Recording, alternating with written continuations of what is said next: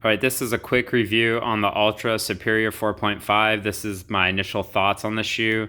Not having ran in them yet, just only walked in them. So, again, I am no stranger to the Ultra Suite. I've used the Escalante racers, and I would use them as a trail shoe. So I'd either run on the road or run trail with them. Typically, I run in Luna sandals. 90% of the time I'm in a Luna sandal, if not 100% of the time. And I run anywhere from 32 to 50 miles a week, depending on weather.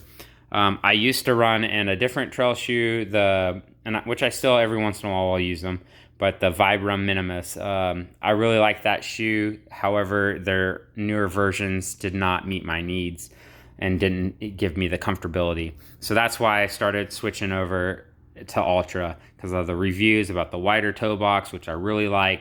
I like the shoe to feel kind of loose, almost like I have nothing on, like when I'm running in sandals.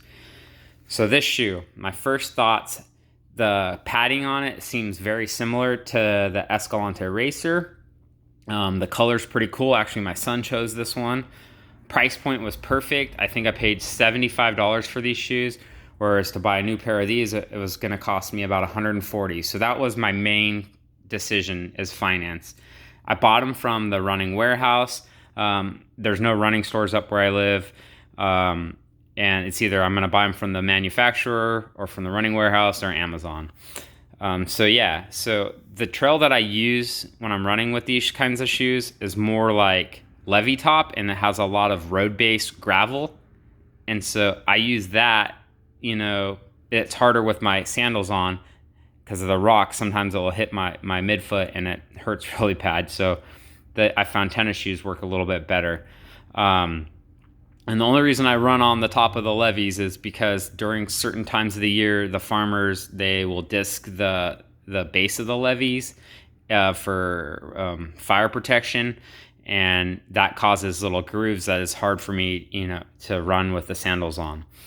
And so part of the year I'm running in shoes, not mainly I run in sandals. So back to the review. So one thing I do not like about these shoes right off the back, which hopefully is not a deal breaker, is the partial tongue. So these shoes have only, I don't know what you call it, but basically the tongue is only separated from the shoe on one side, right here, on the outer side. On my New Balance Minimus, it was on the inner side, and I actually would cut them further down towards the toes or the midfoot, just so it helped get them on easier. I didn't have a problem getting these on because they are a wider shoe. For the earlier versions of the Minimus, I wouldn't have issues either. It was just the newer version, these ones, I forget if they're the 10V1 or whatnot. Comfortability, like I said, they seem like they're going to be just as comfortable as the Escalante Racer. They have the little mesh netting right here, which I really liked about on the Escalante Racer. I mean, you see the holes right there. This is a little bit finer. That will help keep rocks out, which that was something that I would notice every once in a while. I would get rocks in my shoes from, again, the road base that I was running on. I think this shoe's going to fit me and suit me really well. Again, the bottom looks pretty sweet. It's got a little bit more gription, which will probably help when I do run up in the mountains, because I do try and run at least one trail a month up in the mountains. Again, I live in California, so I'm not too far from the mountains. Like these shoes I would run all the time in the mountains, and I wouldn't have problems. So, I mean, wet, cold.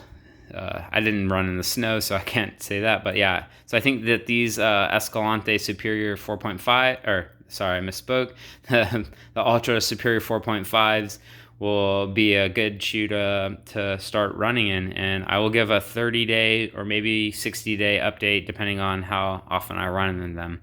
All right, thank you.